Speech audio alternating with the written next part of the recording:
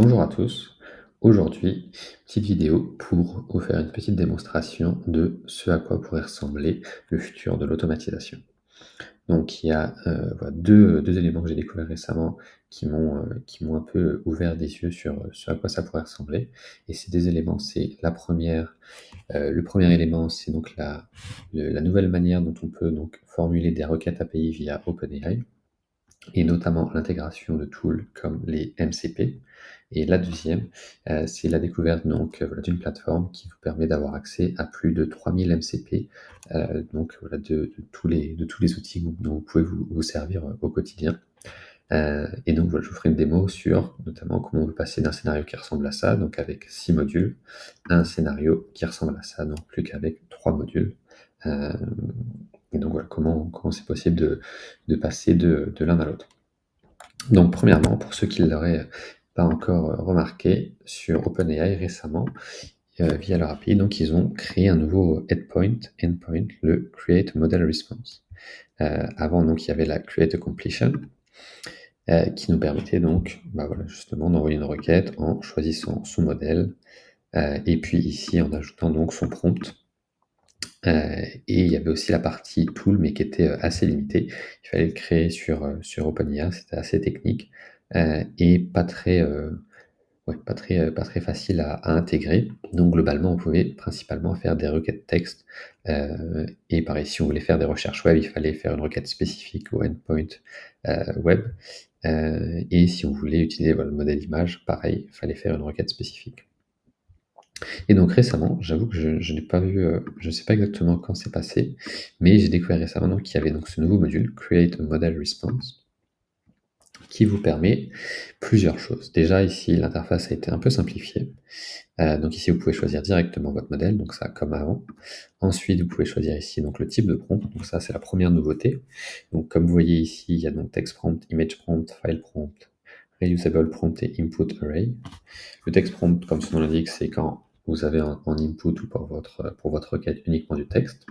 Image prompt, c'est si vous avez une image à inclure dans votre requête. Et file prompt, c'est si vous avez un file à inclure dans votre requête. Reusable prompt, c'est voilà, je n'ai pas encore vraiment testé cette partie-là, mais de ce que j'ai compris, en gros, vous pourrez stocker un prompt dans lequel vous ferez référence à des variables sur OpenAI. Donc, comme d'habitude, les variables illustrées de cette manière-là. Et ensuite, ici, vous avez juste voilà, à faire référence à son ID. Et ici, vous pouvez donc ajouter les variables que vous avez intégrées ici pour ajouter vos inputs et obtenir le résultat que vous souhaitez. Voilà, et puis l'input array, c'est un dernier plus technique où là vous pouvez voilà, mettre une liste d'items et combiner ça donc avec un reusable prompt comme vous voyez ici. Donc voilà, ça c'est une première mise à jour, mais je dirais pas forcément la plus majeure. La plus majeure pour moi c'est vraiment cette partie-là, la partie tool que vous voyez juste ici en bas. Et donc vous voyez que pour chaque type de requête, vous avez cette option donc d'ajouter des outils. Et ici vous en avez donc plusieurs types. Donc le file search, que vous pouviez déjà activer de manière plus ou moins simple précédemment. Donc ça, c'est si vous incluez des fichiers dans votre requête. La partie fonction, pareil, ça c'est la partie euh, plus technique dont on ne va pas forcément parler aujourd'hui. Il y a la partie computer use preview. J'ai pas encore eu l'occasion de le tester, mais ce que ça annonce, c'est que potentiellement via API, vous pourrez voilà, demander à l'IA de faire des actions directement sur votre navigateur. Donc c'est pour certains process qu'il n'est pas possible de faire autrement. Donc pareil, j'ai pas encore eu l'occasion de m'en servir, mais ça, voilà, c'est intéressant. La partie recherche web, donc comme je vous disais avant, pour y avoir accès, il fallait faire une requête indépendante, enfin spécifique pour ça. Maintenant, elle peut être intégrée directement dans votre requête principale. Le code interpréteur, donc ça, pareil, la partie code et la partie custom, c'est si vous créez un outil sur OpenAI. Mais nous, ce qui va nous intéresser aujourd'hui, et je trouve ce qui est le plus, voilà, pour moi, le plus intéressant, c'est la partie MCP. Donc, comme vous cliquez sur MCP, ici, vous pouvez directement ajouter le label de votre serveur. Alors ça, c'est juste la dénomination que vous allez donner à l'outil, ou plutôt au serveur. Et ensuite, vous pourrez y faire référence de votre prompt. Et ensuite, vous avez ici le serveur URL. Donc ça, c'est, voilà, pour ceux qui sont déjà un peu servis de MCP, souvent ils vous restituent un URL, voilà, qui permet, voilà, aux différentes API de communiquer. Et donc ce qui est, quand même, très intéressant, donc derrière il y a les Allot Tools, parce que du coup dans le serveur URL, il peut contenir pas mal d'outils. L'intérêt des Allot Tools, c'est de, réduire le spectre, de possibilités que va avoir l'IA. Idéalement, je pense pour que ce soit le plus efficace possible, il faudra mettre uniquement les outils dont l'IA aura besoin pour effectuer la requête que vous lui demandez. Et les headers, c'est si pour certains MCP, vous avez des autorisations en plus à ajouter.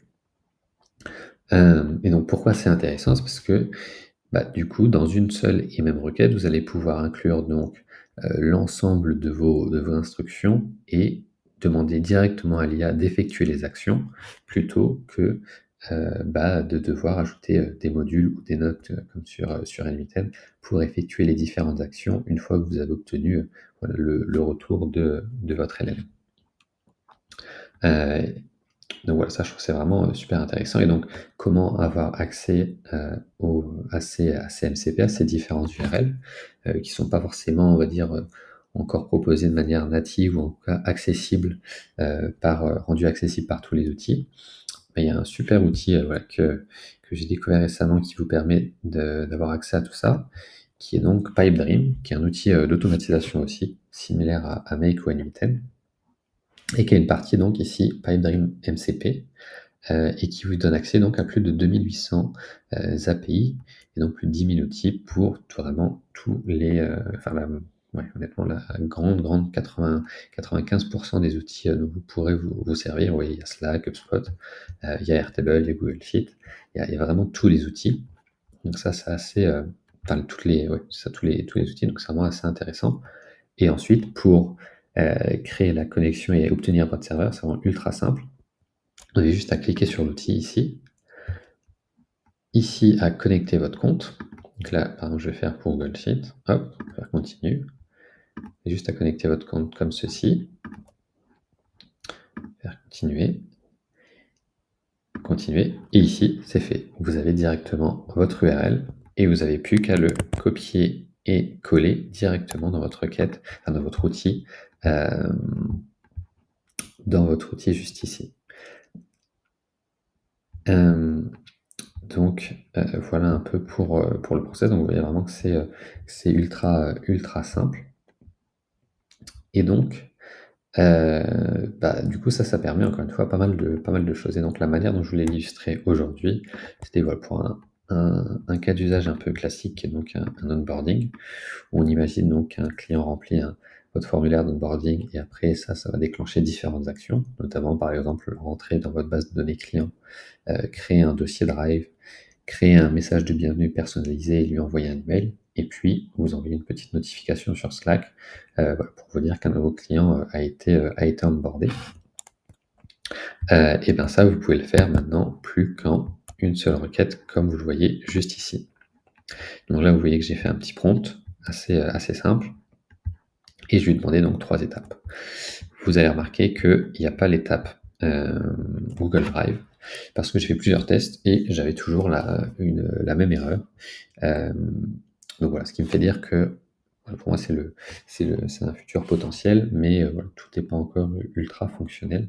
Et, si vous me demandiez aujourd'hui d'automatiser ce process, je le ferais sûrement de la manière classique. Mais en tout cas, voilà, je trouve ça intéressant de savoir que maintenant il y a aussi cette possibilité-là. Donc là, globalement, ce que ça va faire, ça va donc créer ici dans cette base Airtable, si elle veut bien charger un nouveau record. Alors, je vais la recharger juste ici. Et puis ça va envoyer un email juste ici, donc sur la boîte mail. Alors ici, je ne sais pas pourquoi ça bug. Je vais la rouvrir, hop, juste là. Donc voilà. Vous voyez ici, c'est les précédents tests que j'avais fait. Donc, hop, si on revient juste là, donc je vais lancer la requête. Vous allez voir que ça prend un peu de temps. Mais voilà, je l'ai fait une fois et que ça a fonctionné. Donc, voilà, on va voir un peu si ça fonctionne une seconde fois. Et donc pour revenir un peu à Pipedream, donc ici vous voyez une fois que c'est connecté, vous allez retrouver les instructions spécifiques pour certaines applications. Vous avez notamment OpenIA. Et voilà, vous avez toutes les différentes configurations. Bon, en l'occurrence, pour la plupart des outils, notamment par exemple Dust, qui est un autre outil que j'utilise beaucoup, le lien MCP est toujours suffisant. Et vous voyez ici tous les tools disponibles via ce MCP. Donc, voilà, mettre à jour une ligne, mettre à jour une cellule, faire une liste des fichiers disponibles. Enfin voilà, il y a vraiment toutes les actions que vous pourriez effectuer via API sont disponibles dans les MCP. Et comme je vous le mentionnais, il y a vraiment tous les outils, donc Airtable dont je vais vous faire la démo juste maintenant, Softer, NoCodeDB, globalement tous les outils qui ont une API, en tout cas la majorité des outils qui ont une API sont disponibles directement via Pipedream. Donc c'est vraiment, vraiment top. Notamment, encore une fois, comme je le mentionnais rapidement, pendant que la requête voilà, est terminée. Donc on va pouvoir voir est-ce que ça a bien ajouté. Alors ici ça ne fonctionne pas. Mais voilà, vous voyez bien ici que ça a ajouté un nouveau colonne d'argent, juste là. Que sur mon mail ici, j'en ai reçu un nouveau. Donc là, bon, il faudrait retravailler le prompt, mais voilà, vous voyez bien ici que j'ai bien reçu un mail et que normalement, pareil, j'ai dû recevoir une notification. Donc voilà, on verra que je l'ai reçu il y a 1 minute. Le rapport final pour l'intégration du client colonne d'argent. Donc voilà, ça fonctionne. Comme je l'ai dit, par exemple, j'ai essayé avec Google Drive, ça s'est pas réussi à le faire fonctionner, donc c'est pas non plus encore voilà le plus.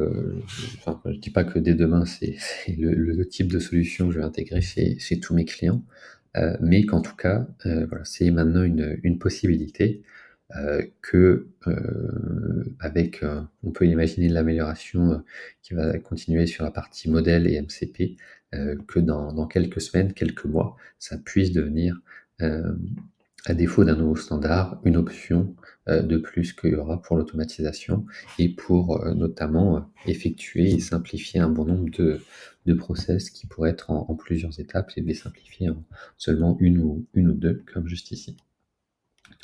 Donc voilà pour cette petite démo.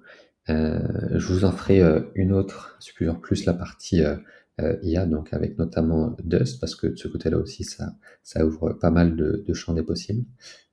Mais voilà, vraiment, déjà, je voulais faire un point sur la partie automatisation, parce que j'ai pas vu beaucoup de personnes en parler, alors que pour moi, c'est quand même assez majeur. Et je pense vraiment que ça peut être voilà, la nouvelle manière dont on va automatiser. Et j'y crois potentiellement beaucoup plus que par exemple les no-code, enfin voilà, les prompts où ça crée automatiquement ton scénario, qu'il faut toujours finir de paramétrer dans tous les cas et qui représente des coûts assez importants parce que ça utilise l'IA. Là, c'est quand même beaucoup plus simple et direct. Et ouais, je pense que ça peut être la manière dont on fonctionnera pour l'automatisation dans les prochains mois. Sur ce, je vous souhaite une bonne journée et je vous dis à la prochaine. Ciao.